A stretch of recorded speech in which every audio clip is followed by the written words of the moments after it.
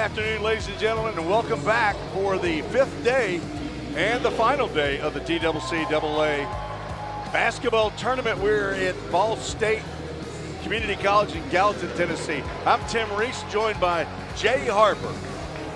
Yeah, Tim, it's come down to this. We've got the number 1 and the number 2 seeds, so it's lined up the way it was kind of predicted to. But hey, the cliche, right, about tournaments, anything can happen.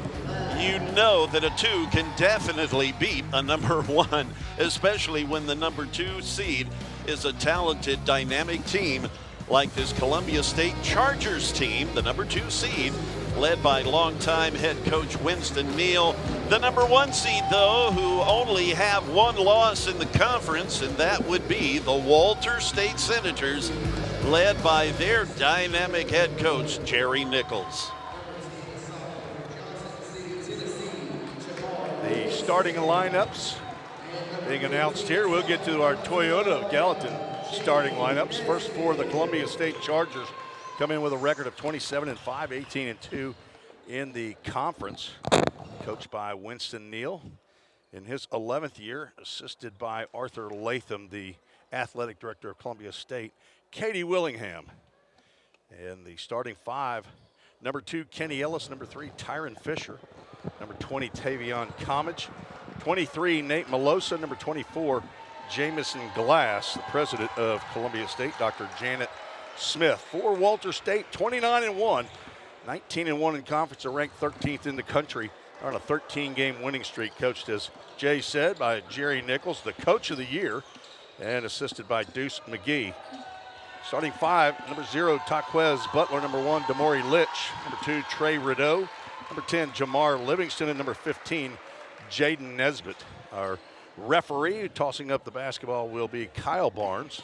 He's assisted by David Carter and Jason Creek. And here we go, strap it on.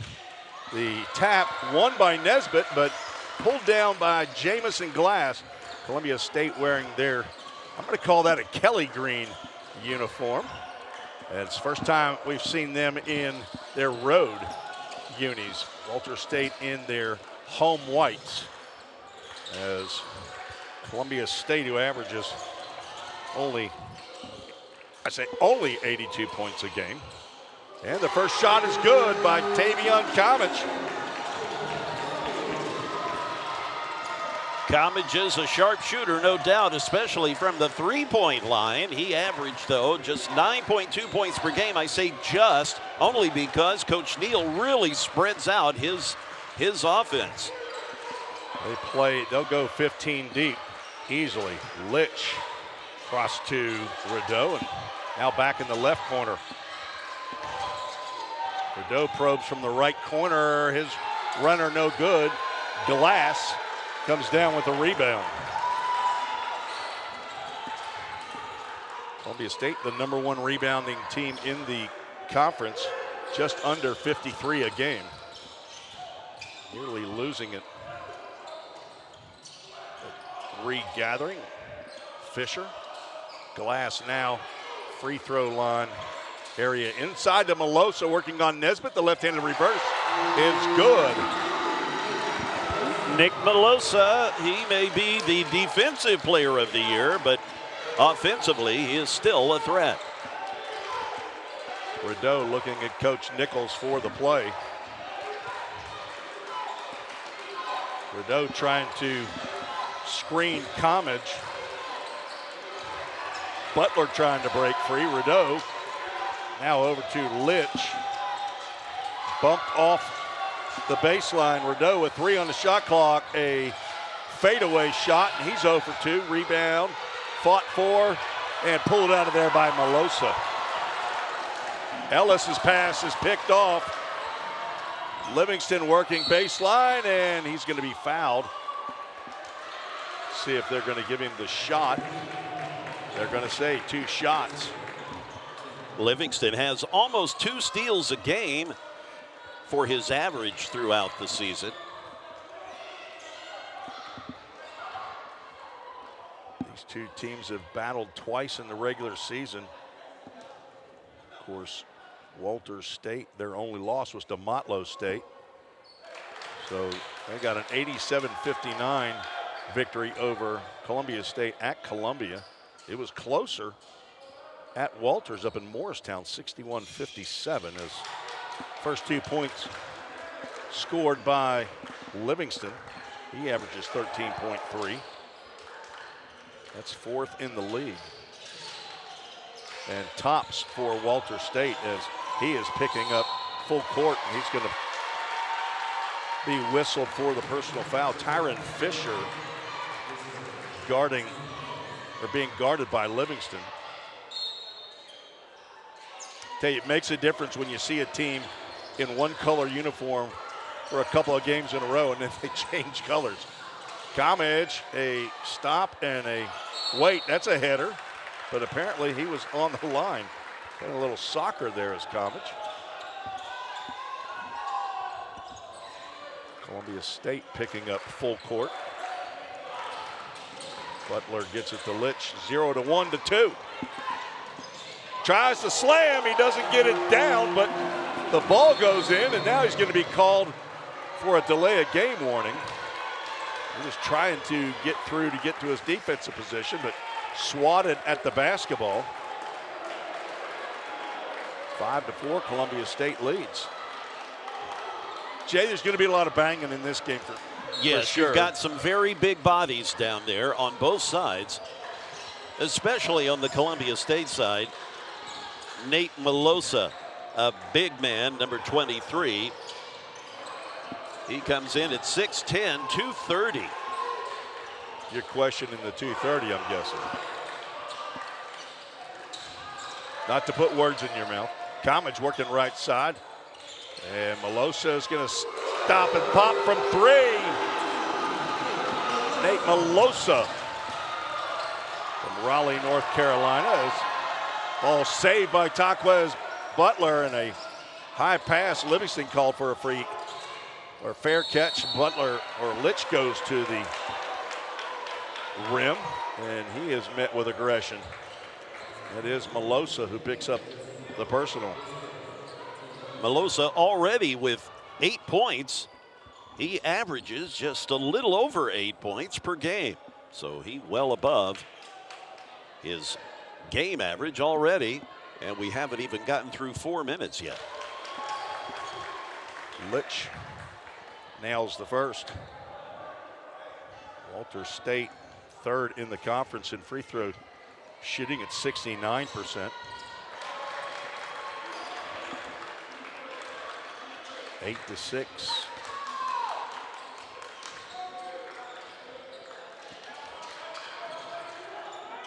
The inbound to Kenny Ellis. 2 being guarded by 2. That's Trey Rideau in white. He picks up the foul. Well, we know that Melosa actually, I know you're reading that off that live screen, but wasn't that Comage that hit that first 3 of the game in that corner? I thought it was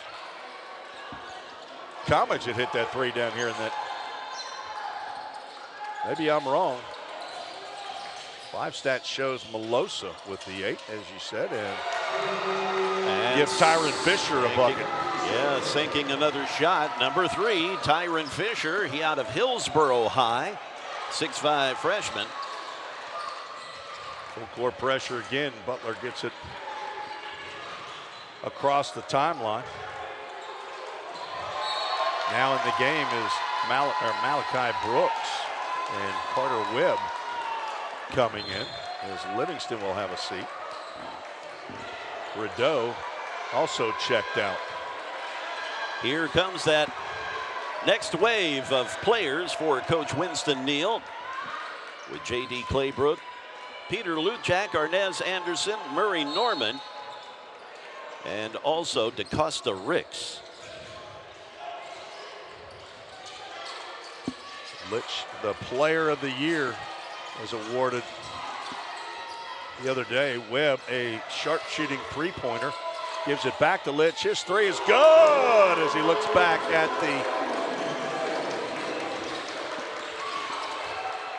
bench of Columbia State. I did go back and look. That was Comage that hit that first 3 in the right corner.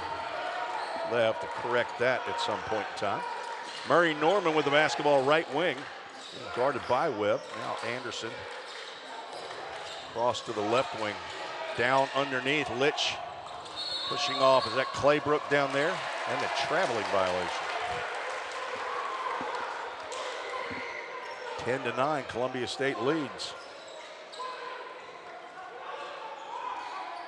An awkward position to be passing the ball in there. Brooks now up court to Litch. Nesbitt is going to get out of the way, and Litch's left-handed lay-in rolled on the back of the iron, and ball goes out of bounds. It'll be Columbia State basketball. A couple more subs check in as Tyree Stovall and Brian Carter did not start, but top 10 in scoring in the conference with 12.7. Yes, as Litch and Nesbitt sit out now for the Senators. Theodore Luchak is also in the game for Columbia State. I don't know how I missed him. As a foul is called. Well, I announced him when they changed. You did. You got it. When they changed. But, yeah, at 6'11", he does stand out. And easy to find in a crowd, even among guys that are 6'8", like Stovall, who's next to him here, as Claybrook takes his free throws.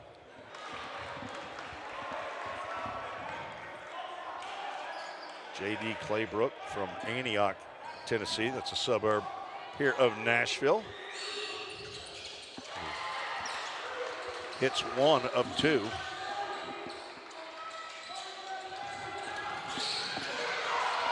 Not called a travel on the slide, and Carter is going to go right to the hole. His shot is bothered. We're going to have a jump ball between Murray Norman and Brian Carter. I can still remember the days when we actually did jump it up, Jay. I know you do too, but that's been a long time ago. Now it's just an alternate possession. Yeah, I kind of like the jump ups. I didn't. I was always too short. Again, losing his footing. Another member of Walter State. Carter Webb. Brooks drives, kicks to Stovall, the freshman of the year. Went with his left hand and got that one swatted down by Luchak. And Ricks losing the handle, but tried to make a move on Carter Webb. Right, Webb. So quick. A lot of quickness on the floor right now on both teams. Brooks in a lob pass.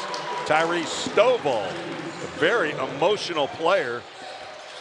As saw he and J.D. Palm now yesterday. tied up, Tim. Sticks on the Toyota of Gallatin scoreboard. 11s on each side. Anderson top of the key, a little hop and a shot. It is short. And Karam's out to Butler. Carter jump pass. It's now in the corner to Stovall, and Brooks had to get up on his tippy toes. Carter met by Luchak, and a left-handed shovel pass to Tyree Stovall. Stovall averages 10.2 a game. Anderson gets it up to Ricks.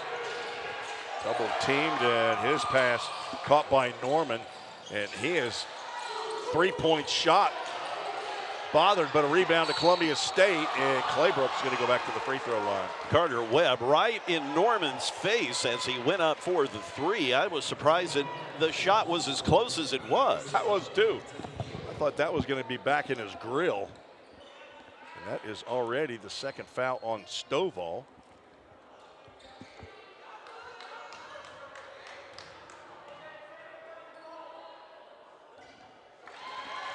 First shot good by J.D. Claybrook, and wholesale changes as team 2 will have a seat. And team 1 checks back in. Back to team 1 with Comage, Ellis, as well as Melosa and Fisher. Claybrook will be subbed for by Tavison Glass right after he takes his free throw. So Glass joining the court, and again part of that first starting wave that Winston Neal puts out there. Just over the outstretched fingers of Glass. Carter Webb's three, no good. And a foul going to be called on Malachi Brooks on the rebound as Comage goes down. That'll be the 15th foul already. Jay, I was looking at the box score. I assume you weren't at the last Walter State Columbia State game, but a 50 or 61 to 57 game. But in that game, Tyrese Stovall did not score, and I see that there was a technical foul on him. I wonder if he was ejected in that game. It shows he played 10 minutes, but did not attempt a shot. Did pull down 4 rebounds. Was that game at Walters or it was at Columbia? At Walter State, Melosa with another 3 attempt. As Nesbitt's wide open underneath for Walters. A prayer shot and a fight for the rebound with Melosa and Nesbitt. Melosa had the possession. His teammates tried to call timeout, but not before another tie-up. It'll be Columbia State basketball. Where is our mop guy? He's been Wes Buckner's been on vacation the last 2 days. Last couple of days. It is spring break, so Melosa quickly back to Comage as he throws the ball in. Looking for Tyron Fisher. Now Fisher pushes Livingston out of his way and comes back to get the basketball. This first team of Columbia played the first 4 minutes of the game. Team 2 played the next 2.5 minutes. Let's see how long Winston Neal goes as Comage drains his second three. And that was from about 26. The double team. Rideau has his pass knocked away. Shot blocked by Carter, but Glass with the rebound and the putback. Wow, Jamison Glass. What tenacity there in the middle of all those white shirts. Of course, it helps to be about a head taller than a number of those guys. Pretty good leaping ability by a lot of these guys, though, too, for sure. Carter looking for a teammate, finds Webb who dribbles it off his foot, and we have another jump ball.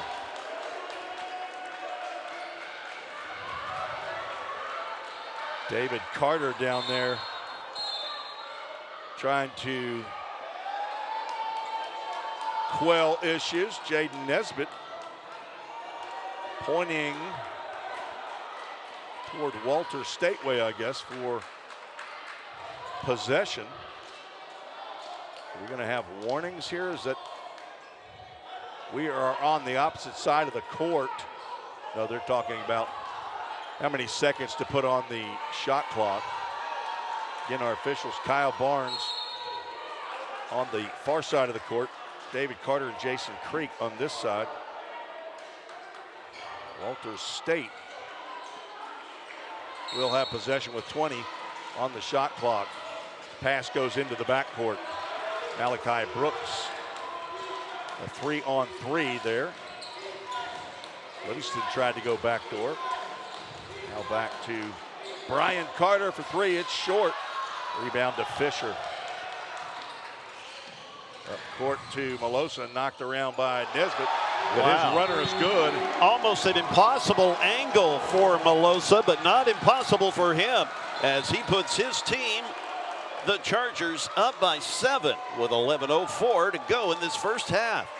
Jerry Nichols wants to talk it over with his troops, and he called a full timeout. Each team gets 6 timeouts as it is starting early. Of course, we're 9 minutes into a 20-minute half. Tim Reese and Jay Harper calling the men's championship game.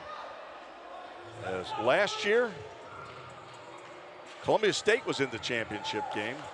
They had a little bit easier of an opponent.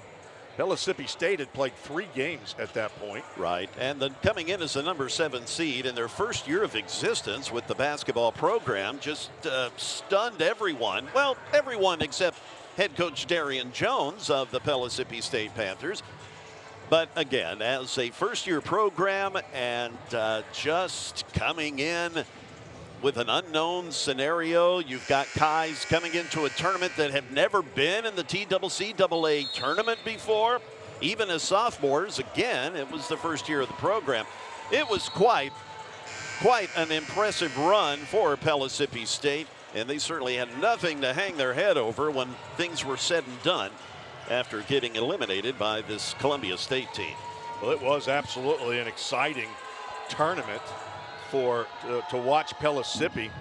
They beat Cleveland by 5. They beat VolState by 5.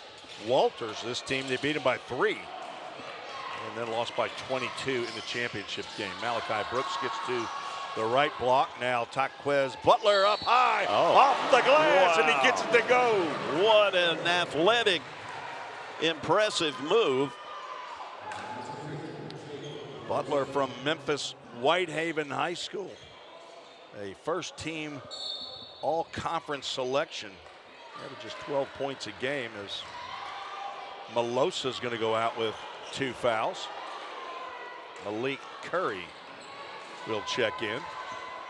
Butler was knocking down those threes yesterday. And he gets the kind bounce off the rim for a 3-point play to bring the Senators back to within 4. Full court pressure and right at the 5-second mark. Glass now with the basketball. Let's see what his point guard skills look like. He gets across half court, hands it off to Fisher. Got to have some strong hands. A lot of slapping and a lot of poking. Quick hands for these guys. Nice screen there by Curry.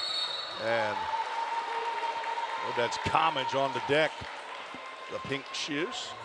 He and Jamison Glass went to the same athletic store. Fouls on Nesbitt, the former VolState Pioneer. Hails from Huntsville, Alabama.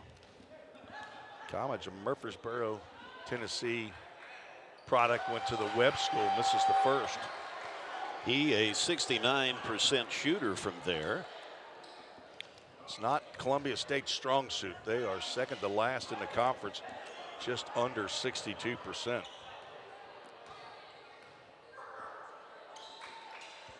0 for 2. Quickly across the timeline comes Walter State. Malachi Brooks will fire and miss from the right corner. That was a quick shot into the shot clock. Walter State, the 3rd leading scoring team in the country at 101 plus points a game. They have another combination as being one of the top defensive teams. Glass is knocked off of his spot, but ball tapped around and Jamison lays it right over the rim.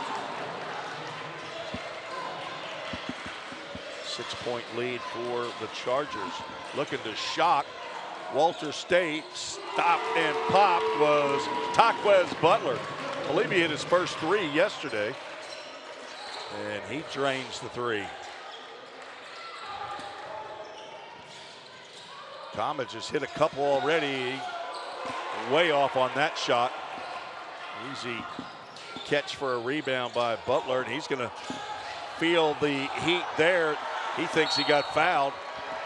That was a pretty quick shot. Trying to shaking his head, says no. Trying to tie it up there, and he made that 3-point shot. That's what we would have. Would be a tie game.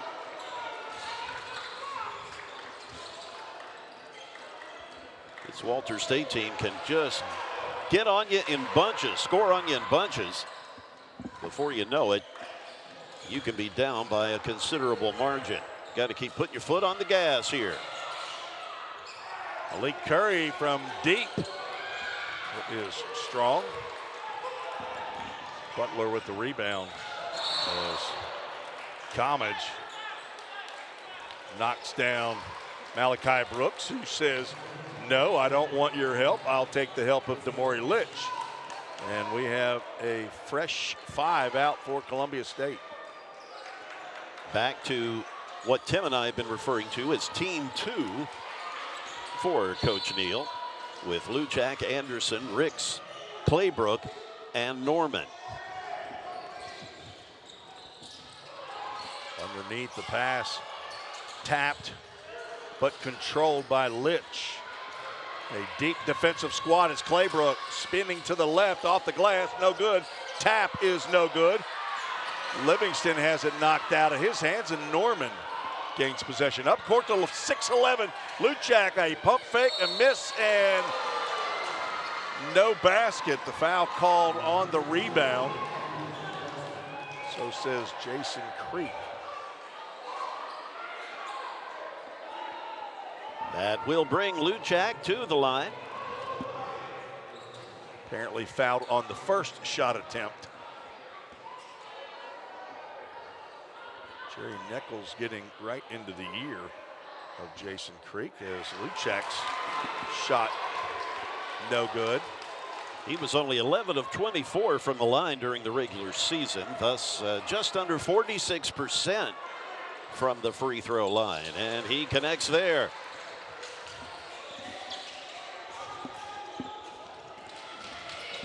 (23-19).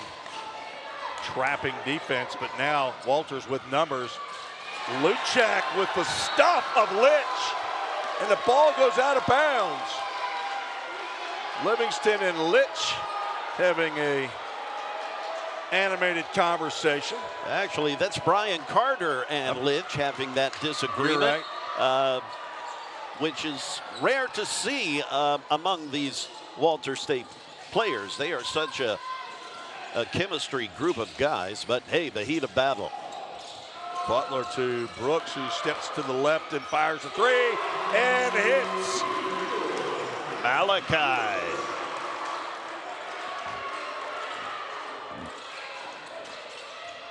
Up court to Claybrook. Both teams only allow right around 63 points a game. Columbia State just a tick better defensively, and they're 5th in the country. Walter State 6th in the country. Claybrook has it down in the left block with 3 on the clock. His shot is good.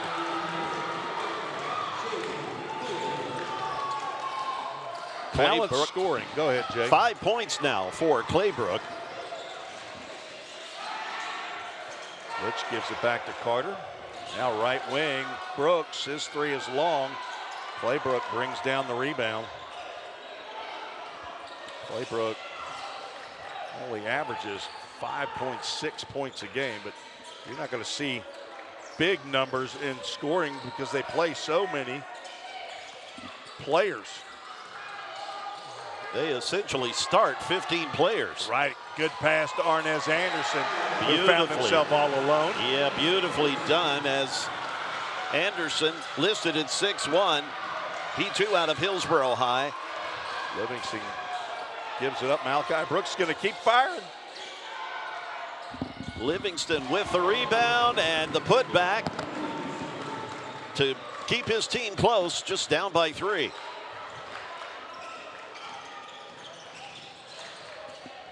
Ricks gets it across the timeline, being guarded by Butler. Anderson back to Ricks to Murray Norman, waiting for Luchak to clear. He's going to stroke it from 3 off the right front iron. Livingston jump step, gives it up to a trailer. Litch gets it off the glass, but Brian Carter with that jump step, ready to put it in. Then there was 6'11" Peter Luchak to pretty well thwart that plan that forced Carter to dish it out to a teammate.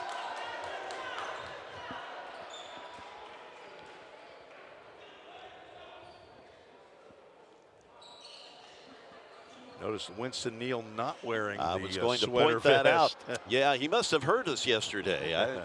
Yes, he does not have his quote-unquote uniform on with the sweater vest and the tie designed by his children. Maybe he's looking to shake things up a bit.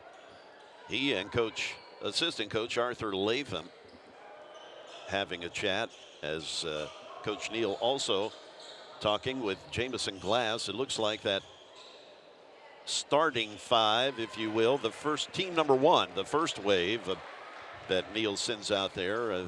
They're getting ready to check in here shortly.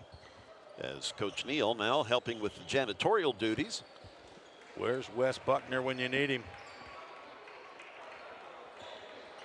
He just does it all, doesn't he? Very unassuming guy. 27-24, Columbia State leading.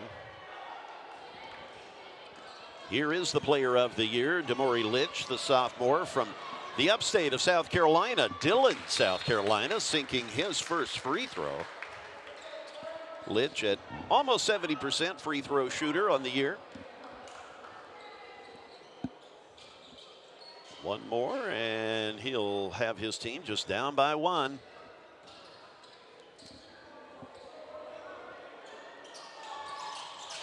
No good. Nearly a travel.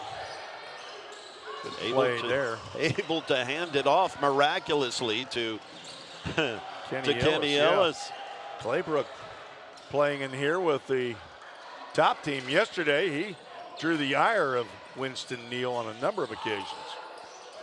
Comments from the right wing sees Glass as Livingston and Glass get tangled up, and Livingston gets himself up off the hardwood and dusts himself off for a three-point play. Actually, that is Brian Carter, number 12, as opposed to Livingston. And Livingston there is Carter with the jam. Walter State with that swagger. Still down by 3 here. You don't score 102 points and not have scores. Absolutely. They got a bunch of them. Carter Webb on the line. Jaden Nesbitt going to check in for Damori Lynch.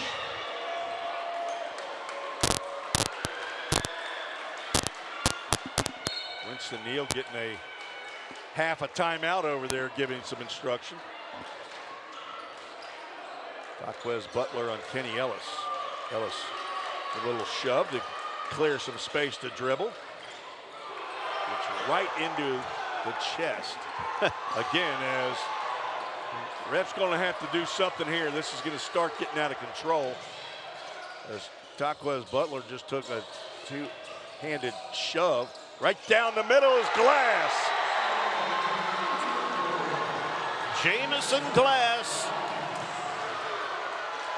He comes in at 6'7". Elkton, Kentucky is from where he hails as he puts his team up by 5 with 4:05 to go in this back and forth first half. Brian Carter handling the ball. Not Livingston. He gets it back, knocked out of his hands, but that'll be a foul on Columbia State. That'll be a 6th team foul, so not shooting yet. They'll receive the basketball underneath their basket. Jaquavius Wallace will inbound. Malachi Brooks, Jaden Nesbitt, Brian Carter, and now Carter Webb gives it back up to Brooks. So a couple of really good three-point shooters. Nesbitt gets the ball in the block, turns, and he'll slam it home. 3-point deficit, but nobody saw Claybrook. Nesbitt trying to close out. Claybrook goes high for the jam. That may be the highest I've seen somebody come down with a basketball. Nesbitt at 6'8". I believe he's the tallest. It shows 6'9". He was 6'8" last year for VolState. Apparently he's grown. Tallest player on the roster. Claybrook shows 6'6", but he jumped like he was 7'4". As Carter will try his luck from 3, catching the basketball out of bounds was Tyron Fisher. David Carter says it's right here on the sideline in the corner. 20 on the shot clock. Carter to Brooks. Webb sees Nesbitt, his turnaround no good. Wallace gets the rebound and the putback is good.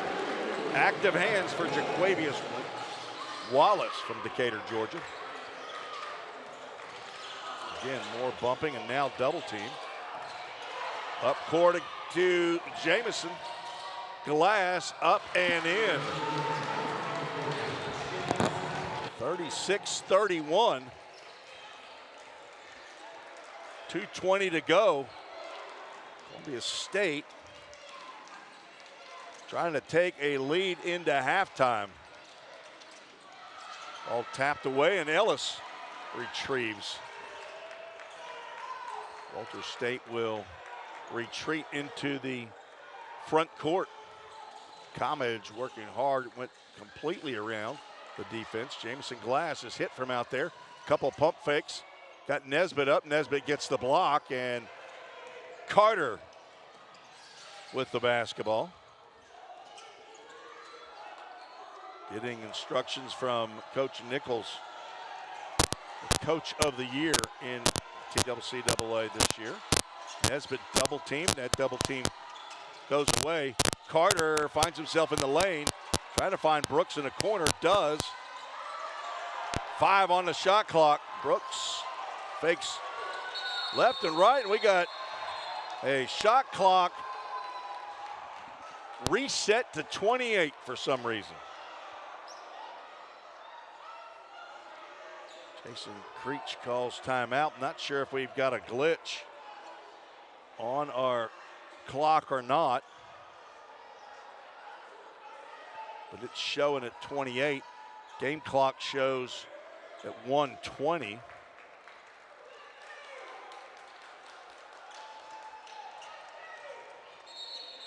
As both teams have gone to their bench, but the officials are asking for the participants to come back out on to the court. Official talking to Coach Neal about what happened. They're going to put 3 on the shot clock.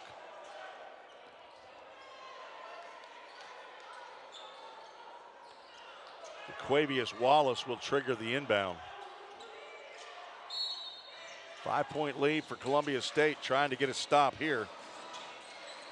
Quickly, and that pass knocked away. Comage racing and scoring off the glass. That didn't take long. And a 7-point lead for the Chargers, trying to get the upset. Brooks gives it off to Carter, who gets into the block, but J.D. Claybrook appears to be upset, thinking that he got ball.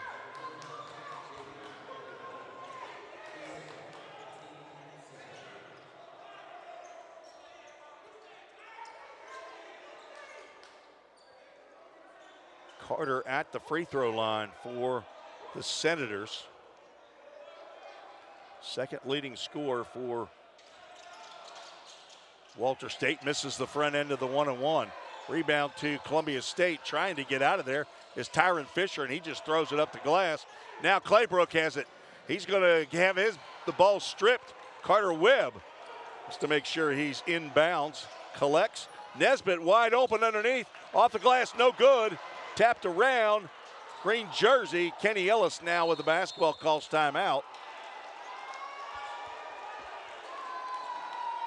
And there's 34.3 showing on the game clock, 29 on the shot clock as the 30-second timeout. I think they were just gassed and needed a break. They had 6 timeouts. Of course, we're not using media timeouts, even though we have an award-winning broadcasting, in my opinion, team up here. As got Barry Inslee and Nicole Smith, our camera folks down on the court. Of course, the chief engineer is A.J. Fawson. Tamira Dreer is here. She's pushing buttons somewhere. Russell Wilson is our graphics operator. Tamara, looks like you're running robotics, I guess.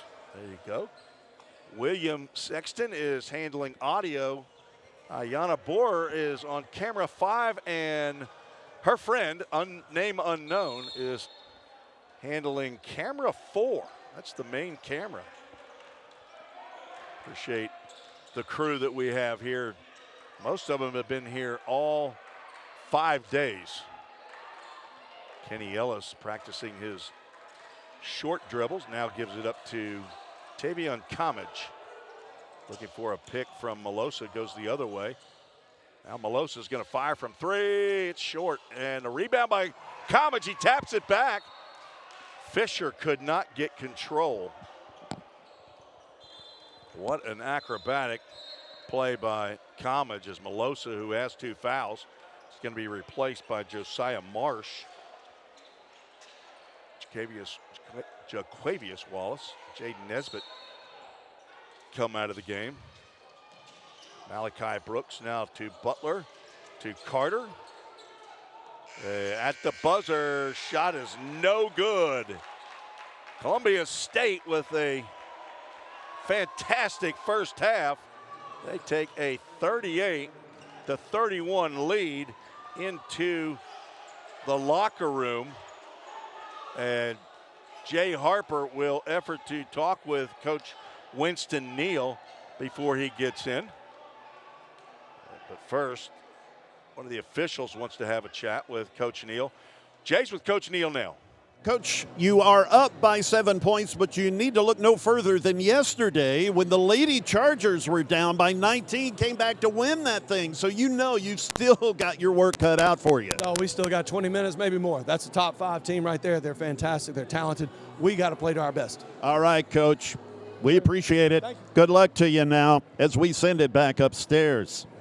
All right, thank you, Jay. Winston Neal, a class act for sure, goes into the locker room with a 7-point lead, and we will come back with the second half of the championship game here in the men's bracket after these messages. You're watching and listening to the VolState Sports Network.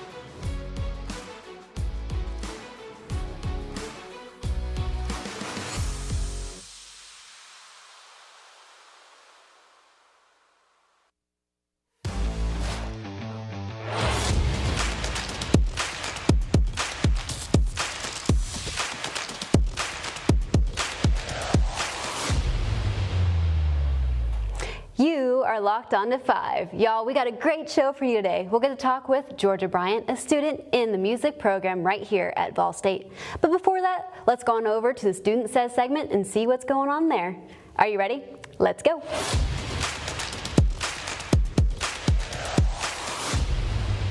Hi, I'm Rox, and this is the Student Says segment of 5. And today we're asking, what are you doing over spring break? I'll be working at Kroger's all spring break, but hopefully I'll be able to go somewhere else instead of work. This week over spring break, I'm going to be dog sitting, a lot of dogs, and hanging out with friends. Over spring break, I'm going to be going on a mission trip. I think it's like 3 days. One of my friends invited me, so that's going to be fun. Over my spring break, I'm probably just going to be working a whole lot. Be spending time with my mom, and I'm very excited about it. I'm studying for an anatomy lab exam and working.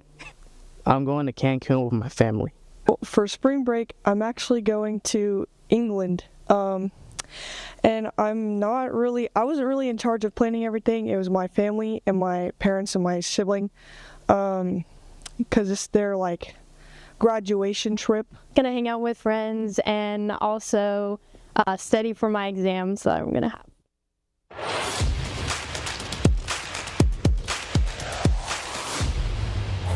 Hey girl, thanks for joining us today. Of course, thanks for having me. Okay, so tell me, you're in the music program here. What all do you do? What are you part of? What's going on? So I'm a music AFA major, so I take a lot of private lessons and do a lot of ensembles, and I also have a lot of music theory and ear training classes. Okay. That kind of makes up the majority of the major. Okay, cool. So are you a singer? Do you play instruments? What do you do as far as in the music? I'm mostly a singer. I've been writing songs since I was 5 or so. So I play a little bit of piano to accompany myself, but My voice is my main instrument. Yes. There you go. I was talking with Ben Graves, our professor here earlier, and he was telling me that you're part of the jazz ensemble. Like, tell me about that. I am. This is my first semester doing it, but I've really been enjoying it.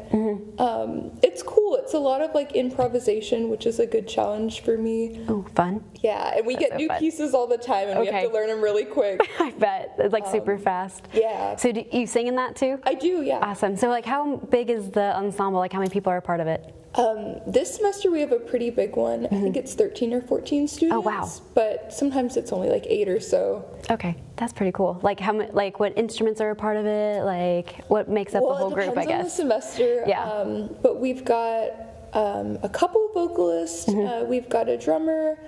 We've got a sax player. We've got 2 trumpet players. And then we've got a few guitarists, a clarinet player. Okay. And we've got a pianist too. Oh, perfect. Okay, so like how do you become a part of the ensemble? Like how'd you hear about it?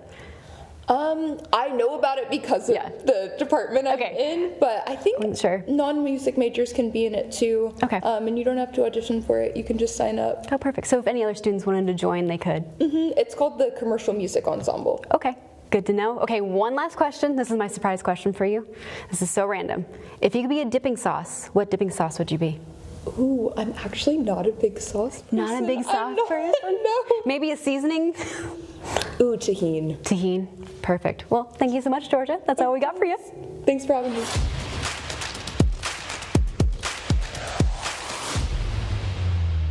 Come visit the art gallery and check out the Retro 50 Expo by Alan Messer, where you can check out artists such as Willie Nelson, Alice Cooper, and last but not least, this guy.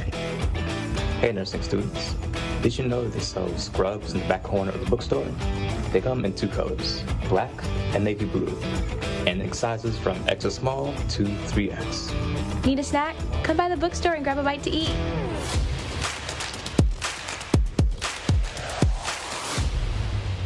And one last thing, spring break starts next week, which means there are no classes. Take some time to relax, recharge, and enjoy the break.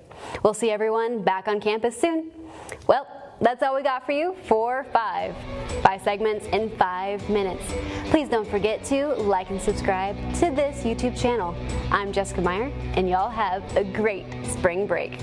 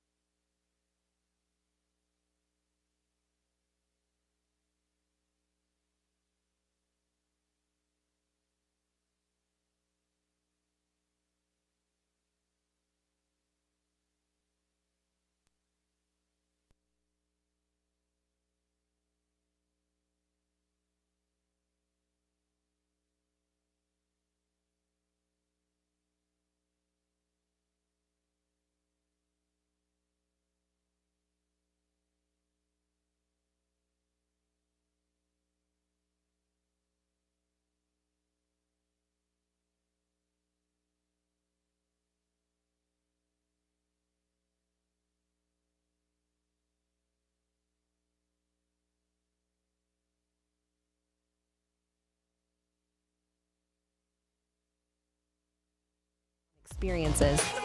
Whether you thrive in the lab, the studio, the field, the classroom, or just enjoy hanging around campus, join the family. Go to volstate.edu to get started.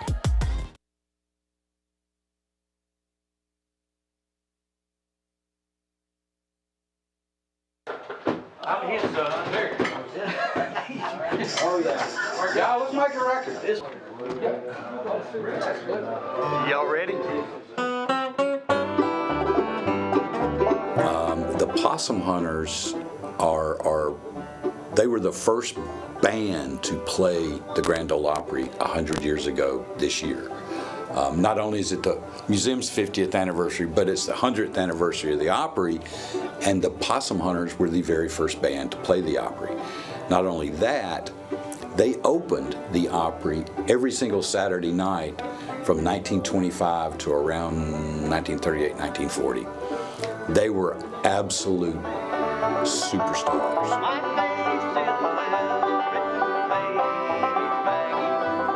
I'd go back to my great-granddad, who was also with the Possum Hunters when his Uncle Monk played for him. My granddad was Martin Presley, George Martin Presley, and they called him Shorty. And if you ever saw a picture of him, he wasn't much bigger than the banjo that he played. But I remember as a little kid sitting around with him. You know, of course, he passed away when I was still young, but I still remember hanging out with him in the yard, and that's all he loved to do. He still, till his old age, till his dying days, that's all he wanted to do was play the banjo. As a matter of fact, that's his banjo back there behind me. We got to play that on this album. Luckily, I put a few things back on it because it was missing a head, and I had to make it playable again. But that's still the original, roughly 130-year-old banjo back there that he learned to play on. My uncle, he tells a story that he was asked to join the Possum Hunters, but he turned them down and suggested that my uncle Monk, as he was known, his name is Noel, that he might want to play with them, and he did. I'm on the board of directors of the Sumner County Museum, and we're having a night at the museum. And this band, this bluegrass band, local bluegrass band, who I'd seen before called the Lugnuts, were playing there that night as entertainment. When you go in the museum, if you look up on the wall, one of the first things you'll see is this massive picture of the Possum Hunters from, you know, the late 20s. The Lugnuts that night were playing underneath the photo of the Possum Hunters, playing a Possum Hunter set list. And I'm standing across the room at this point listening, tapping my toe, and it's February. I need a project for the spring semester, and the light bulb went off. It's like, I'm going to record that.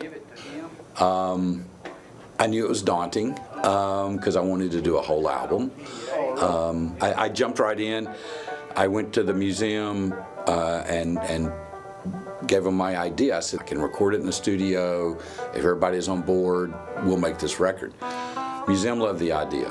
Then I went to Steve Beischer, head of the department here. So Cole comes with the project, and he says, this would be a great thing to do. And I agreed. I said, this is something that would be great for the school, great for students, and it's a real world thing. I took it to the school and talked to the school about it, and Dr. Tostenson, the president, said it's a cool thing. You know, everybody's agreed that it's a really neat thing because it connects the historical part of it and the student working on projects part of it, and all the stuff that it connects together is, I think, a worthy goal to make it as good as it can be. The students did a good job on the recording. There's probably a lot of students who've never experienced one of those instruments live and in the flesh before.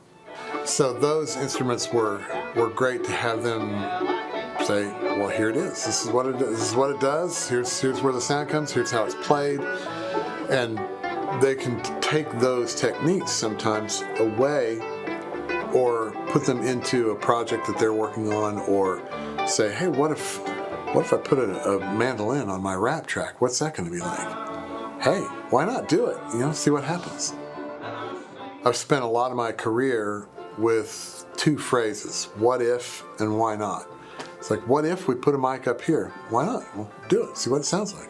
If it's good, cool. If it's not, then you don't have to use it. So all of those things apply because as they're learning things, like all these pieces of gear here, until they actually come in and turn the knob, I can talk about what this knob might do all day, but until they actually turn it and go, oh, now I understand. the whole point of the program is to come out with portfolio material, because in the real world, especially on a hands-on or a creative thing like this, like engineering or producing or something, the first thing you'll be asked is, what do you do? And you can say, this is what I do. And since it is a real world project, it's not a theoretical, I did this for a class. It's on the market, it's for sale, my name is on it, you know. Maybe it goes and wins Bluegrass Album of the Year, who knows? Then you have that accolade to your credit. So it's only good things can happen for students.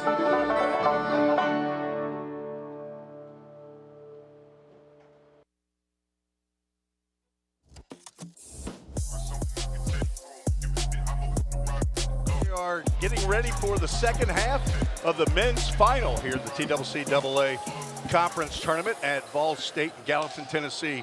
Columbia State with a surprise 7-point lead at the break.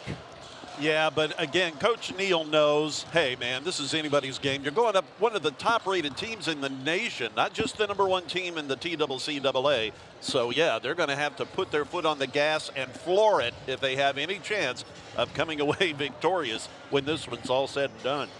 Well, it was clearly a good matchup in that first half, honestly. I didn't think there were a bunch of turnovers necessarily. But first half shooting for Walters State, they were 11 of 29 at 38%, clearly below their 56% field goal percentage for the season. But they were 6 of 7 from the free throw line. Leading scorer for Columbia State, Jamison Glass with 11. There was a change made on the live stats. Tavion Comage was given credit for the very first three-pointer of the game. He has 8. And Melosa, who had 2 fouls in that first half, with 7. As we pick back up here, the Columbia State Chargers will inbound it with Tyron Fisher having the honors. Again, this is the first group of 5 that Winston Neal will put out there at the start of the game and the start of the second half, with Ellis, Glass, along with Melosa, Tyron Fisher, who has the ball, and Comage, number 20. As Nesbitt comes over to help, gets another blocked shot of Melosa as Ellis was heading down to the deck. He knocks the ball out of Livingston's hand. Jamar Livingston, along with Butler, Litch, Nesbitt, as Butler goes right down central. I mean, it looked like Comage had Melosa had all ball, but he gets called for the foul. The defensive player of the year now just picked up his 3rd foul in the first 30 seconds of the second half. And that's as Melosa looks up to the ceiling like he can't believe it.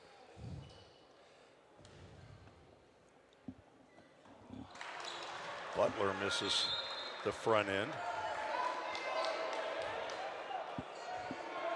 Butler 1 of 1 from the free throw line so far, but that one there changed his average. Cuts it in half, doesn't it? Yeah, and now he has picked his average back up a bit with the connection there. Look at us doing math without a calculator or computer or taking our shoes off. Ellis double teamed, jump pass up to Comage, Glass, now Peter Luchak. Looked like he got mauled by Nesbitt. Yeah, you know, and of course Melosa, he's saying, hey, how come I didn't get a break like that? Luchak not whistle for that. That's Comage that gets whistled. Luchak obviously in for Melosa, playing with the first team. Nesbitt mishandles the pass from Livingston. It'll be Walter State basketball. So Livingston, Butler, Litch, Radeau, and Nesbitt, the starting 5. In for Jerry Nichols. 6-point lead for Columbia. Nesbitt, a moving pick, not called. His shot by Butler is good. Mid-range jumper. Now, step through by Fisher, and he gets the bucket and the foul. He'll go to the line. And convert the 3. I believe Nesbitt gets called for it. Really surprised they're allowing, though, these moving screens. I've seen a couple of them today that appear to be blatant. And players will keep doing something until you blow that whistle. As the 3-point play not converted. 6-point lead.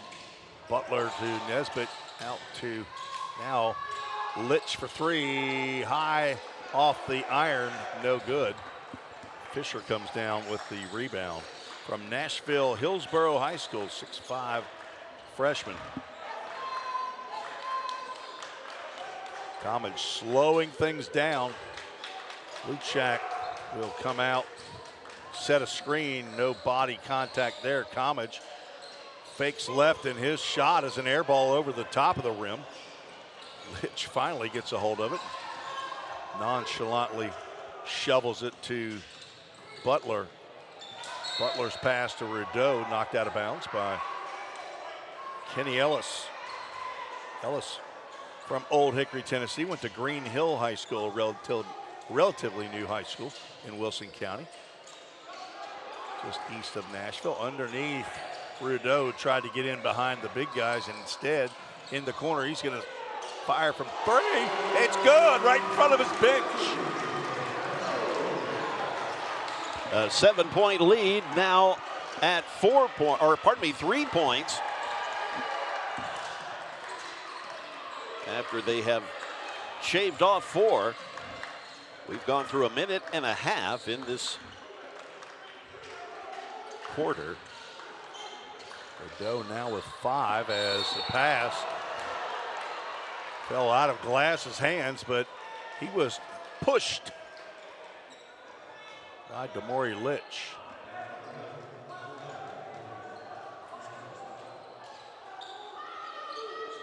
Second team foul for the Senators. Luchak wide open underneath, can't handle the pass. Recovers, working on Nesbitt, backing him down. Has the ball knocked away by Damori Litch. Butler down on the block to Nesbitt. Litch is going to drive, get right into the paint, get it off the glass and in. He'll have a chance to tie the game at the free throw line. The 3-point play possibility. Jamison Glass picks up the foul. Luchak checks out for Malik Curry. Luchak going to get a conversation one way with Coach Neal. Yeah, Coach Neal speaking to him calmly, but with the finger in the chest. Litch cannot tie the contest. So still, Walter State has not led in this game. Comage step back and 10-footer floats it in. Regain a 3-point lead. The Senators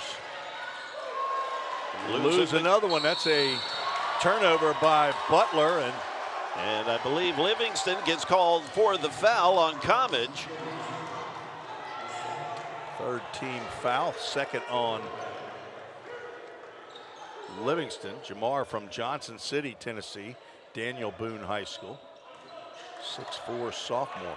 Malik Curry in the game, number 30 for Luchak, has the basketball. Tyron Fisher fires from 3. It's long, crashing the boards. Couple of Chargers, but coming down with it is Livingston up to Nesbitt, and he'll flush it home. Back to just a point down are the Senators. How do you lose 6'9" Jaden Nesbitt? Kenny Ellis working left side, kicks it back to the right side. Jamison Glass out off the right elbow with Nesbitt on him. You give it back to Comage. He's going to fire for three. That's way long off the back of the glass and the iron. Up court to Livingston. Chance to go ahead. A little bit strong there is Livingston. 42-41. Now time for team number 2 for Columbia State to come in.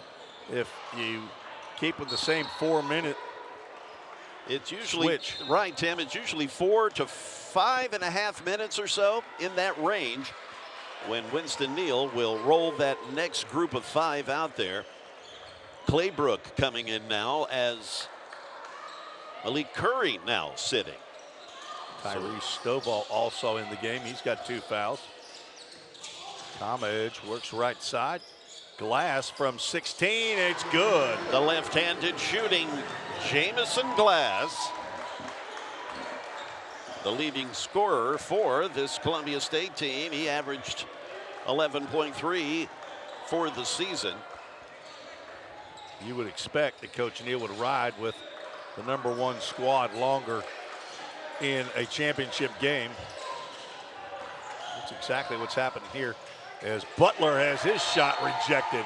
Glass rejecting it. He's doing it all. 11 on the shot clock.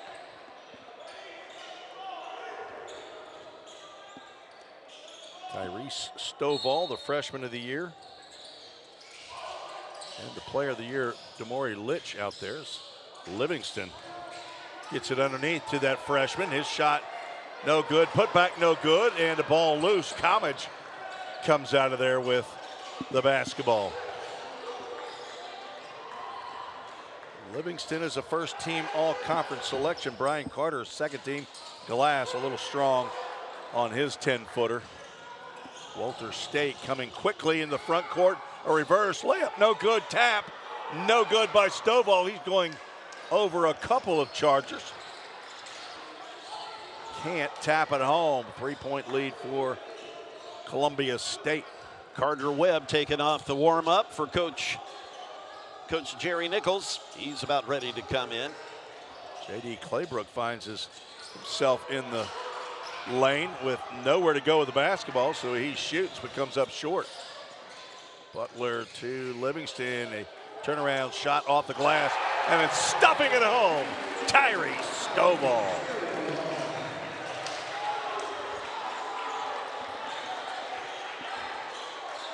You had wondered earlier whether Tyrese Stovall, who had no scoring in the last time these teams met, had been ejected from the game.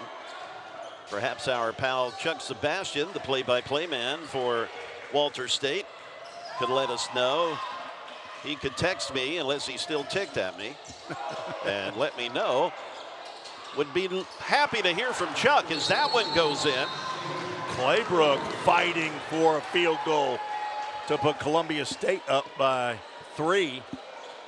And a timeout called by Columbia State. It's a 30-second timeout. We have got a whole host of all-conference players in this game, as you would imagine, with the number 1 and number 2 seeds squaring off. Nate Melosa, Columbia State, a first-team all-conference player, also named the Defensive Player of the Year. Jamison Glass, we've been saying his name quite a bit.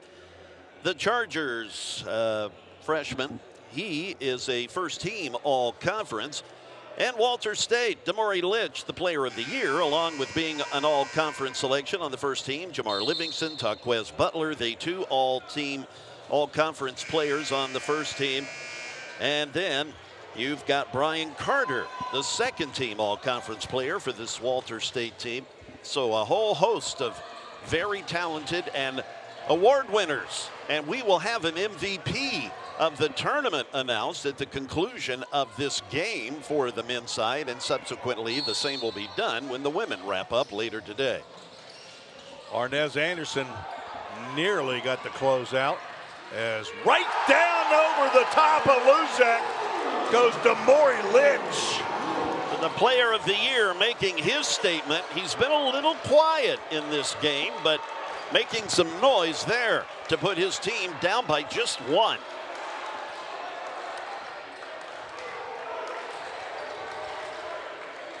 Luzak looks like he's not sure where he's supposed to be. DeCosta Ricks gives it up to Luzak, and his soft right-handed half hook, no good. He couldn't get his own rebound. Damori Litch again. See if he goes right back in there. He does not. Kicks it out. Malachi Brooks left wing. Now down to Tyrese Stovall. Banging with Luchak.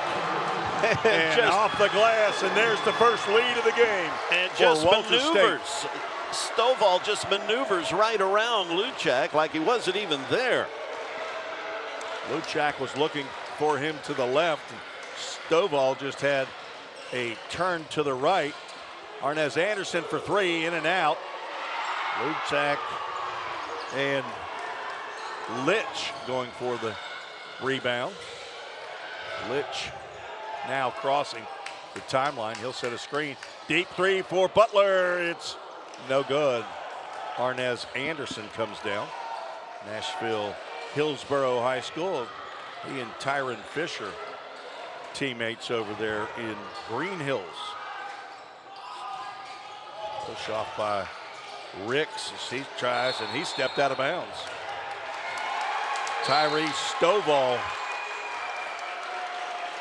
as I said, very emotional young man, as Columbia State will come back with team number one, and that includes Nate Malosa with 3 fouls.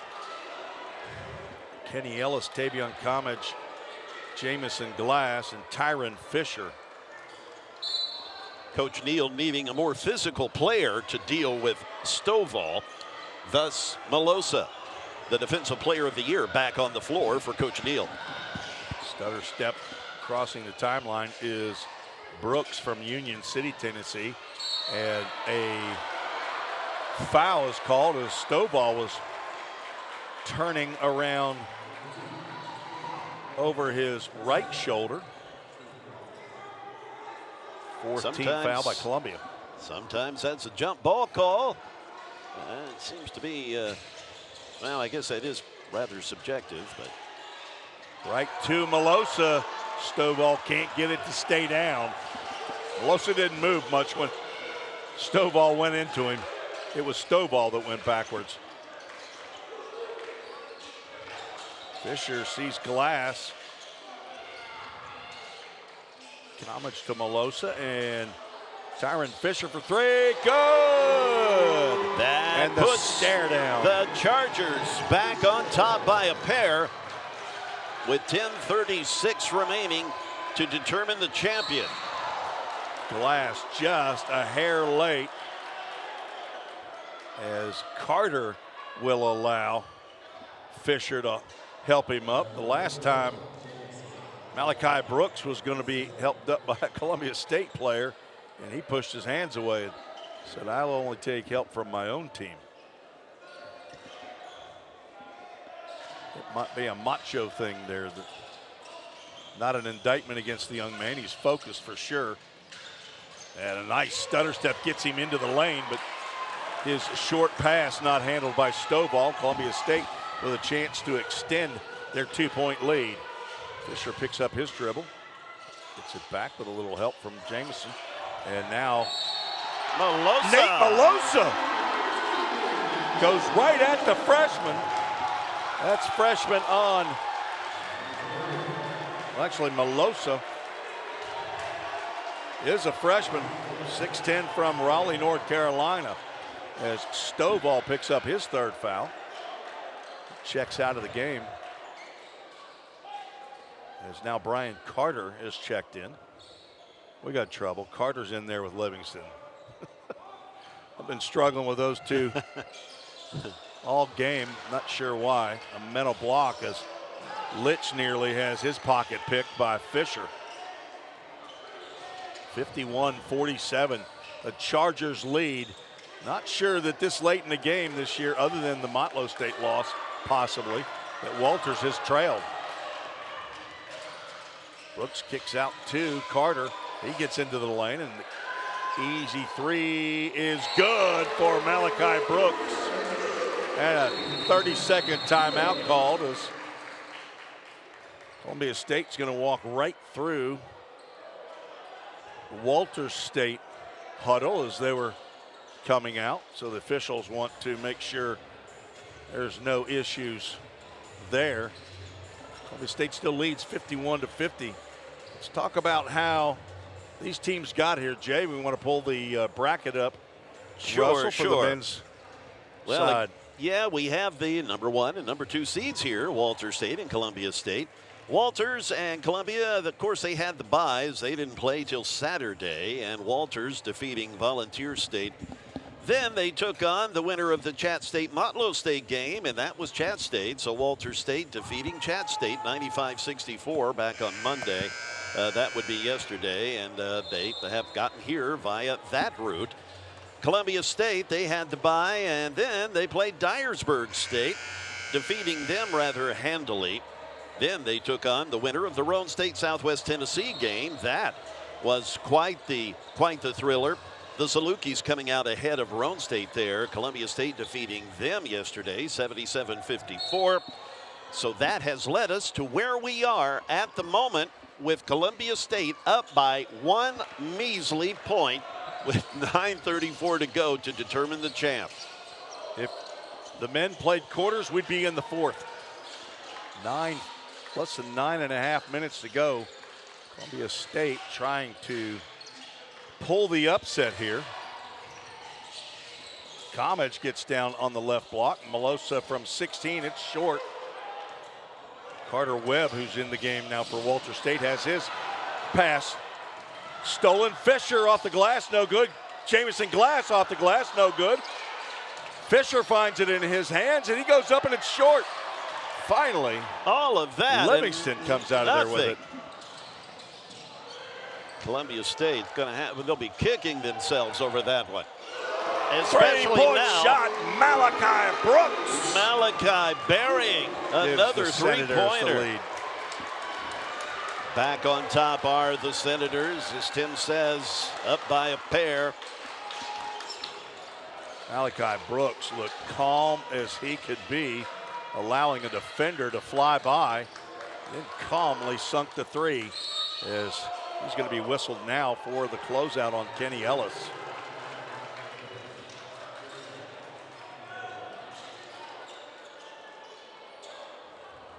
Brooks 3 from 5 beyond the arc. All 9 of his points from the three-point line. As you said, a 42% three-point shooter. It's 5th in the conference. Now Ellis with 8 on the shot clock. Hey, and he's going to get bumped again.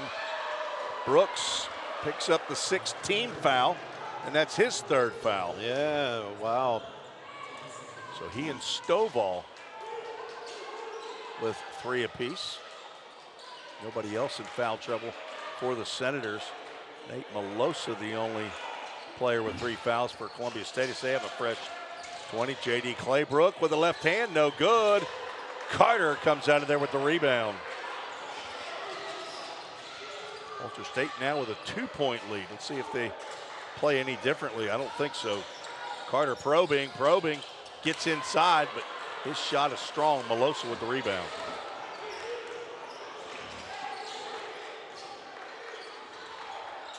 Ellis to Comage, right wing. Back to Ellis.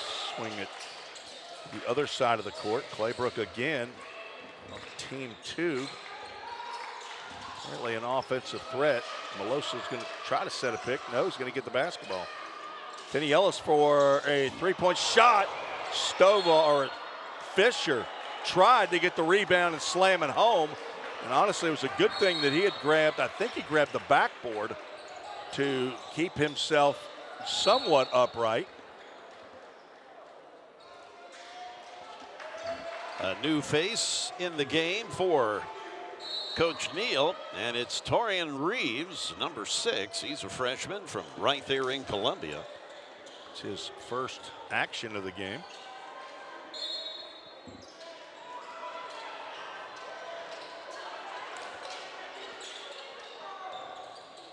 Two-point lead for the Senators. 7:10 to go. Walter State has played 10 players in this game.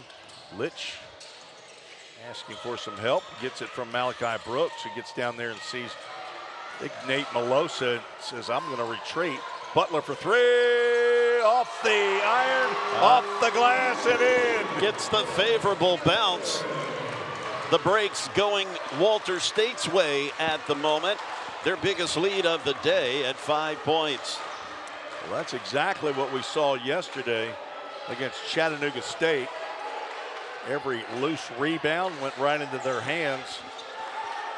Not happening so far, but that roll went well. Arnaz Anderson left corner, and Malosa's pass to Ellis. He gets inside, and his shot's no good. Let's see if Butler goes right at. He does not. Fake and pass to the left wing. Three-pointer no good by Livingston. Claybrook out of there with the rebound. Coach Neal slowing things down for Columbia State. This might be where, if Columbia State does not answer the run by Walter State, it might spell the end of the Chargers. Anderson drives all the way in and off the glass. Piercing his way through about 4 white shirts. Arnaz Anderson listed at only 6'1", sophomore, also from Hillsborough High here in Nashville, or down the road in Nashville. We are in Gallatin, Tennessee. About 20 miles northeast of Nashville. Carter dribbles into the lane and then back out. Malachi Brooks, he has his attempted shot blocked, but he picks up a foul. Let's see who that's on. It'll be on Kenny Ellis for the reach in. He now has 3. Has 3 Jersey Mike subs for Columbia State sitting over there by the scorer's table. Do want to shout out Ken Stegall, co-owner of the scorer's table, is here in attendance helping Jason with the live stats as Malachi Brooks drains the first. Now Jamison Glass, Tyron Fisher, and Tavian Comage join Kenny Ellis and Nate Malosa. That's the starting 5 for the Chargers. They were the champions a year ago. Got to Hutchinson, Kansas, where both these teams trying to get back to this year. Columbia State lost to Triton College as Brooks will leave after draining 2 free throws. Carter Webb entering the game, the leading 3-point shooter in the conference during the regular season.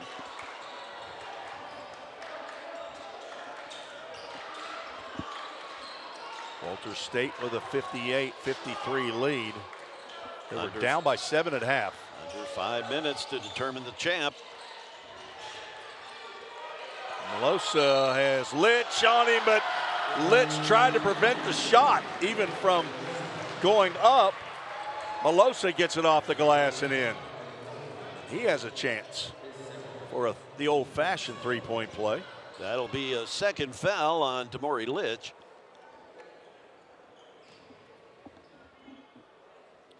Malosa averages just under 9 points a game. He had 15 against Southwest Tennessee. Now with 10 in the game. 3 players in double figures for the Chargers. Glass with 13 and Comich and Malosa with 10 apiece. For Walter State as Butler goes to the rack and scores. Pretty well unopposed. Jaquez Butler lists at 6'4".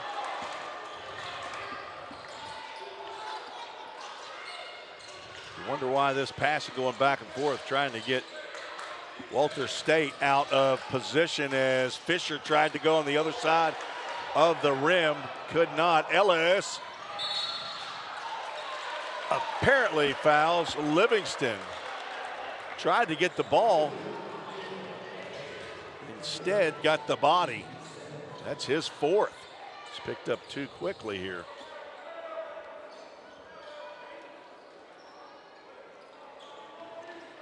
Carter Webb, Murfreesboro Siegel High School 6'3" freshman. At the free throw line. Cashes in.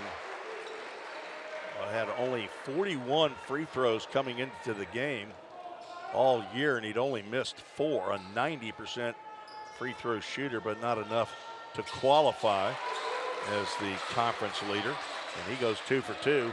6-point lead for the Senators, trying to go 30-1 and move on to the national championship. They won the tournament 2 years ago. And then prior to that, the last time they'd won was in 2014. Melosa's shot no good. Rebound comes out to Kenny Ellis. His three is no good. Melosa cannot corral the rebound.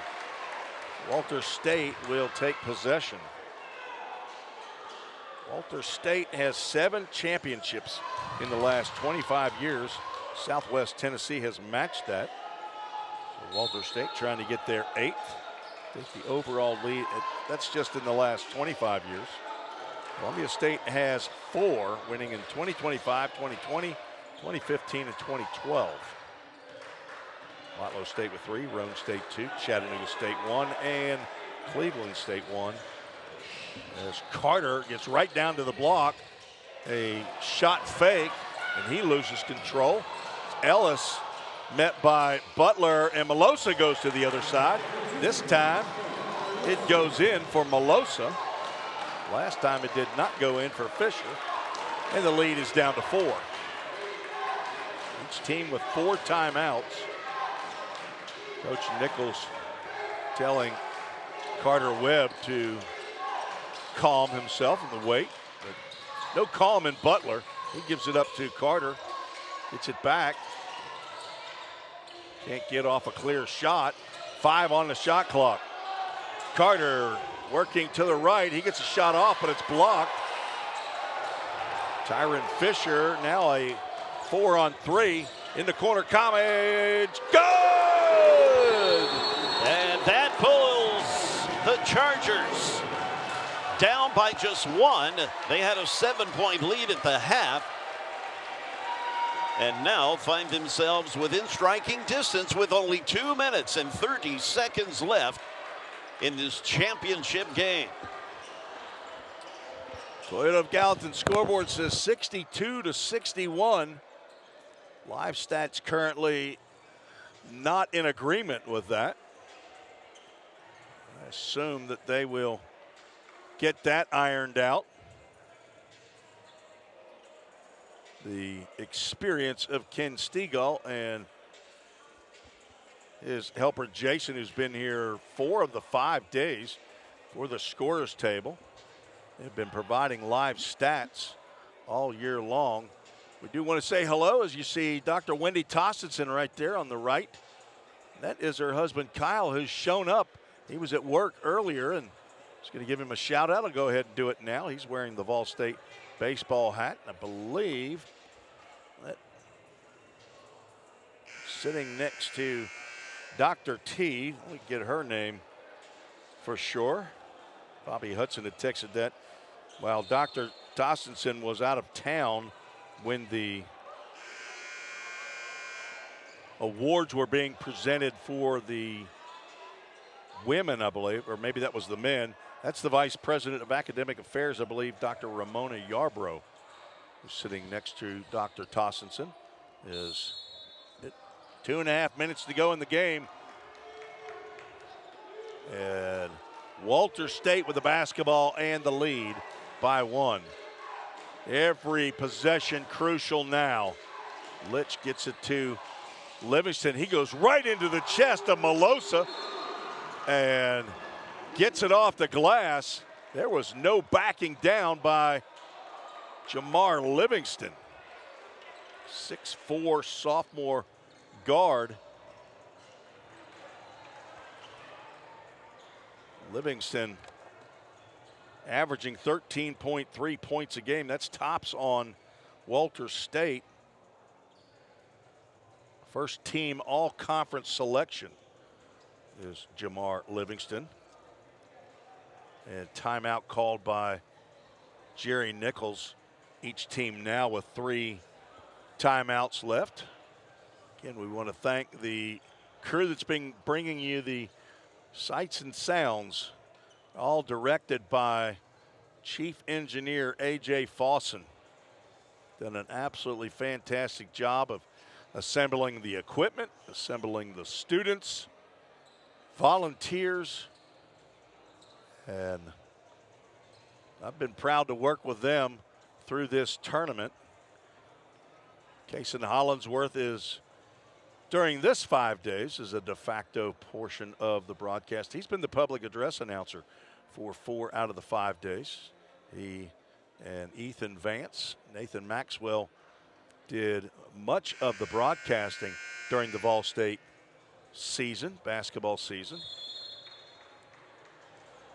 And I think that VolState has assembled a very, very good group here.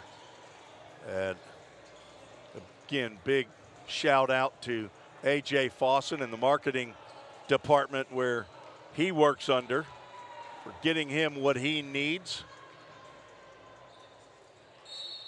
We are set for basketball. Columbia State down by 3, coming up on the 2-minute mark here in regulation.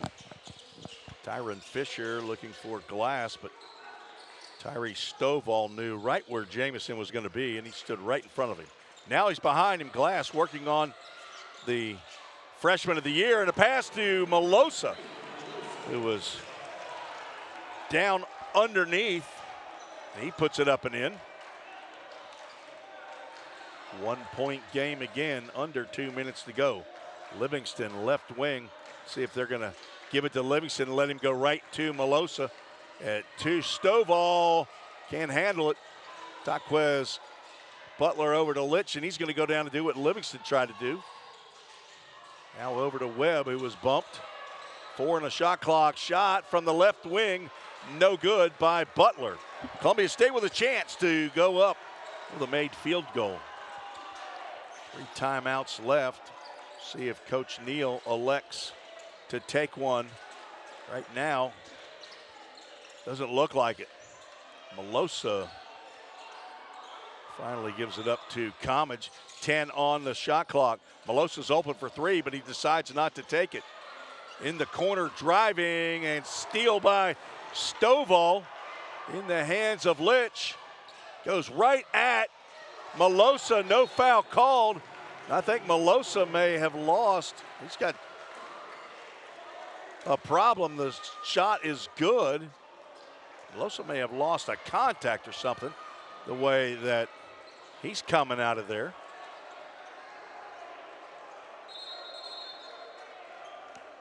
Timeout called is a 30-second timeout by Walters after that made basket. That was Stovall on the putback after a whole lot of contact down there under the basket. I thought for sure Melosa was going to get called for the personal, which would have been his 4th. Right now,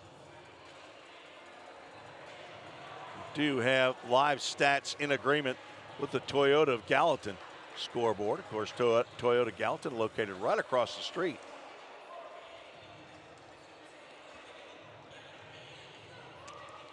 The Lady Chargers waiting in the wings in the corner to take on the Lady Senators, as it is Walter State versus Columbia State Day here on Finals Tuesday. And we are set for basketball. Columbia State down by 3 and the basketball. A 13-second differential.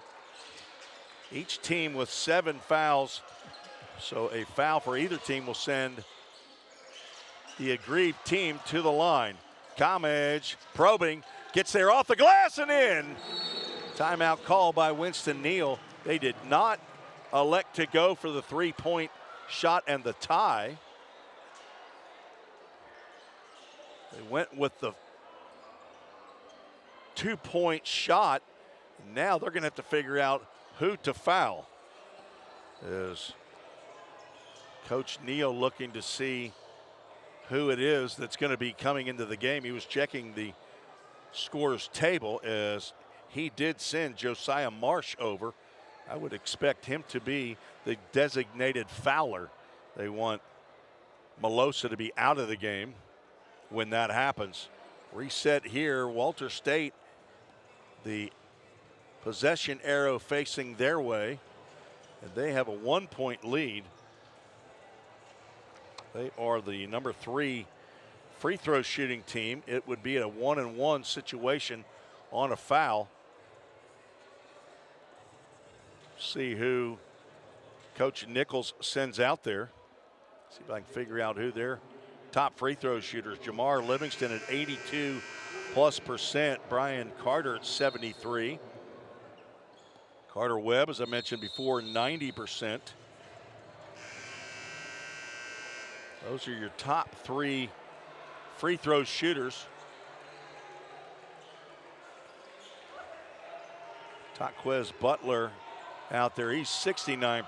Damori Litch, 69%. Livingston, 82. Tyree Stovall is 90 feet away. Trying to get the basketball in. Litch has it in his hands, and he will be sent to the free throw line. Let's see if that got called on Comage, which would be his 3rd. Now Melosa will check back in. It is whistled on Comage.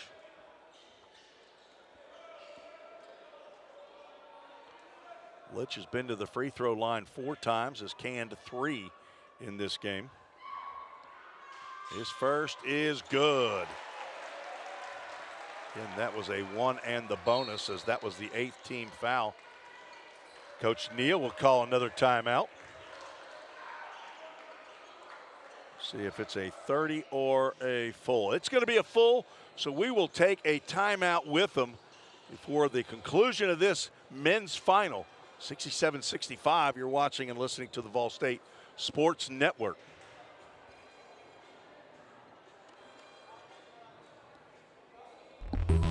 Cybercrimes take place online, and companies need more well-trained workers to stop it. VolState is training me to help combat cybercrimes in the future. We're training them for those type of jobs that are out there. VolState CIT programs prepare students to earn industry standard certifications within the IT industry. I choose VolState because the future needs me now. My story could be your story.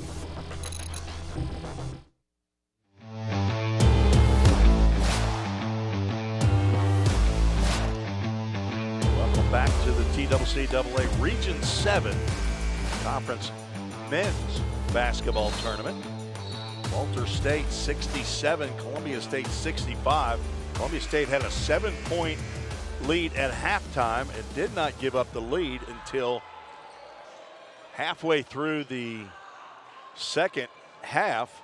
Walter State, I believe, had as much as a 7-point lead. See if I can check that. But now lead by 2. Litch at the line to make it 3. And it's long, and a rebound to Stovall, tied up. A quick timeout, though, I think, by Jerry Nichols before Stovall could get tied up.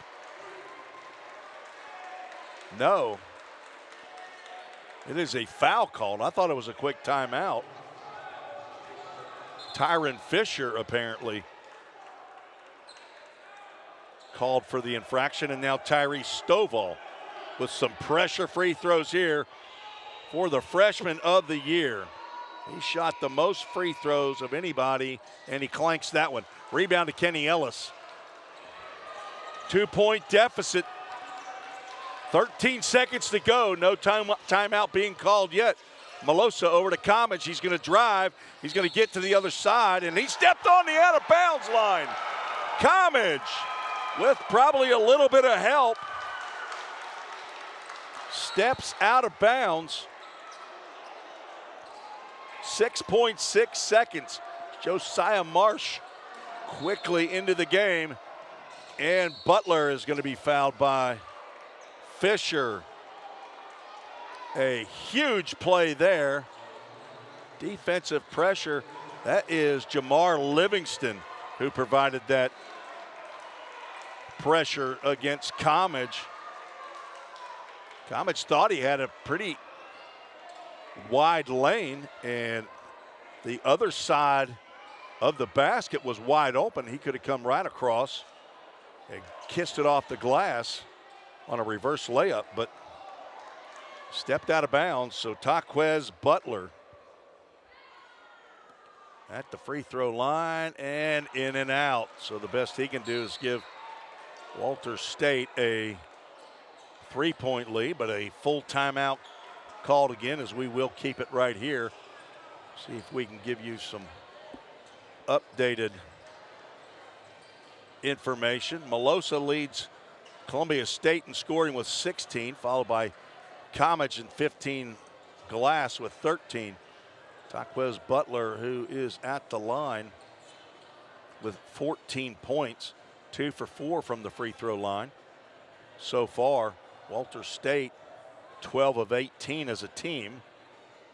Columbia State's only been to the free throw line 11 times and only cashed in on 5. So 7-point difference for the Senators at the free throw line. Walters with 7 3-pointers. Columbia State with 6. Foul trouble for Columbia State. Melosa still with 3. Comage with 3. Tyron Fisher with 3. Kenny Ellis has 4 personal fouls. As Walter State waiting down in the area outside of the locker room. Lady Senators undefeated in conference play this year. They'll take on the Lady Chargers of Columbia State, who had a double overtime victory over the Lady Cougars yesterday in a crazy game. They were down big at halftime. Taquez Butler for one shot, and he cans it. A 3-point lead as Walter State now will use one of their 2 final timeouts. Columbia State, no more timeouts. So you're falling out of bounds with possession. You cannot call a timeout on a potential jump ball situation. You can't call timeout. But with 5.9 seconds to go in the game, there's not a lot of time to have that happen. But a 3-point shot is what it will have to happen in a tie game. Southwest Tennessee and Dyersburg State earlier in the tournament. Jeremiah Hayes had a pass from underneath their opposing team, Dyersburg's basket, got it across half court, had a dribble and a shot off the backboard as the game winner with 0.7 seconds on the clock. 5.9 gives you plenty of time to dribble, but I would assume that Walter State is going to pick up, if not full court, at least 3/4 court, as head coach Jerry Nichols' squad is on the court. Taquez Butler, Brian Carter, Jamar Livingston, Damori Litch, and Tyrese Stovall. For Columbia State, Jamison Glass, Kenny Ellis, Tyron Fisher, Nate Melosa, and Tavion Comage. Glass is going to start on the right side. I would assume he'd move to the left, but in quickly to Melosa. He'll dribble across the timeline, gives it up to Comage. His 3 is off the glass and no good. Walter State is your champion of the 2025-2026 TCCAA Region 7 basketball tournament as they come from behind to get it done, move to 30-1. Congratulations to the Senators, as both teams will now hopefully meet with some congratulatory handshakes. It wasn't easy, but Walter State wins for the third time in this year against Columbia State. We will hopefully be able to get head coach Jerry Nichols with Jay Harper prior to the award ceremony. Columbia State will have a seat on their bench as VolState head coach Johnny Lynn will retrieve the basketball. Jerry Nichols congratulating Nate Malosa and the Chargers as the Senators squad gathers together. See if Jay Harper can grab Coach Nichols, as he will ask his team to go sit down. Jay Harper is now with Coach Nichols. Go ahead, Jay. Hey, Coach, you know, all the nights, the sleepless nights, the blood, the sweat, the tears that you put into this as a coach, how does this feel? What does this mean to you? It means the world. You know, obviously those kids work their tail off. They play hard every day. Super proud of them, super proud of them. To fight back. We got a motto, get up the hill, and they did it today. When you were down by 7 at the half, was there any doubt in your players in that locker room at halftime? And no doubt. Like I said, our mantra is all year, get up the hill, get up the hill, get up the hill. And when we face adversity, those guys handle it. So I'm extremely proud of those guys. All right, Region 7 champions. How does that sound? Sounds great to us. Sounds great to us. Looking forward to, going to represent the state of Tennessee at Nationals. All right, we're proud of you, Coach. Yes, go get them. Thank you now. Thank you. All right, Tim. Walter State gets their 8th championship in the last 25 years, second in 3 years. Alicia didn't get her last name from TBR down there with Dr. Wendy Tossenson, the president of Volunteer State, and Chris Perkins with the TBR is also down there with Athletic Director Bobby Hudson and the TCCAA Commissioner Mike Campbell, as try to hear Richard Murray announce the all-tournament team and the most valuable player award.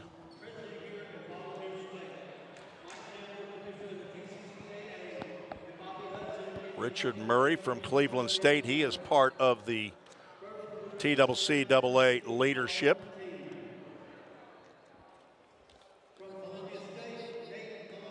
Nate Malosa from Columbia State, the all-tournament team. She high-fives his teammates.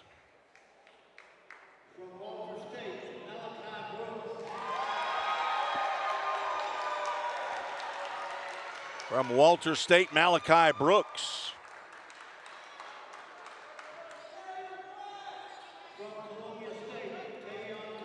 Tavion Comage from Columbia State. Comage scored 15 in the game. Malachi Brooks scored 11 in today's game. Tyrese Stovall. Stovall scored 10 in this game. Picked up a 11-point effort over Chat State.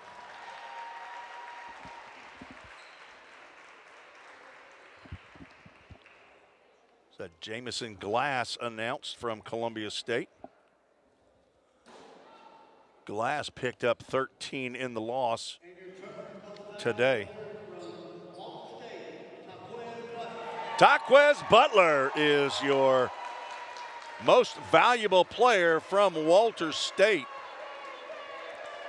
Butler with 15 in the championship game. And he picked up 16 against Chat State against Volunteer State. So congratulations to each of the award winners. Again, for Columbia State, Jamison Glass, Tavion Comage, Nate Melosa. For Walter State, Malachi Brooks, Tyree Stovall, and the MVP, Taquez Butler, as Columbia State gets the 68-65 victory here. Now the last two tournament champions, actually last three, as Jay Harper is with, if we can get, we have a camera operator down there. We'll get Jay Harper with Taquez Butler. Taquez, buddy, 15 points in this game, man. But aside from that, what does this championship mean to you? Man, it mean a lot. I get to go to the national tournament and compete for what I ain't never were able to do for high school. And now I get the opportunity to do it with a new fam. They help me out, and we can go get that another gold ball. Man, is this like a family to you here on this team? Yes, sir. It's like a fam, like a close fam. Like we all bond together on the court, out the court, no matter where we at. We all stick together and love each other no matter what. Man, do you practice? I know this is a dumb question. I'm going to ask it anyway. Do you really practice those three-point shots, or do they just come naturally? I practice them a lot. We get them up a lot at practice, off practice, off everything. We just get them up. All right, bud. Congratulations to you, man. Go celebrate. All right, Tim, back to you. Walter State, the 25-26 conference tournament champions. They were the regular season champions as well. They moved to 30-1 as they will move on to Hutchinson, Kansas later on this month to compete for the national championship. And it's been a while since Region 7 has had a national champion. Don't believe it's happened in the last 25 years. Coach Jerry Nichols, his staff, along with Dr. Tossenson, Mike Campbell, the commissioner, Bobby Hudson, who is the men's Region 7 director. Winston Neal is the assistant director, not in this picture, is a little pushing and shoving. They're trying not to knock down the table. And Jaquavius Wallace going to sit on that table, along with Malachi Brooks. You don't want too many guys. As now, Assistant Athletic Director Avery Swinson getting the bracket board to him as they will put their name right there on the championship line. One of the members of management, I guess. Now it sticks. Derek Creech, the athletic director for Walter State. SID Rob Harvey, president of Walter State, Dr. Saul Reyes. His congratulations again to the Senators, one of the premier athletic programs in Region 7.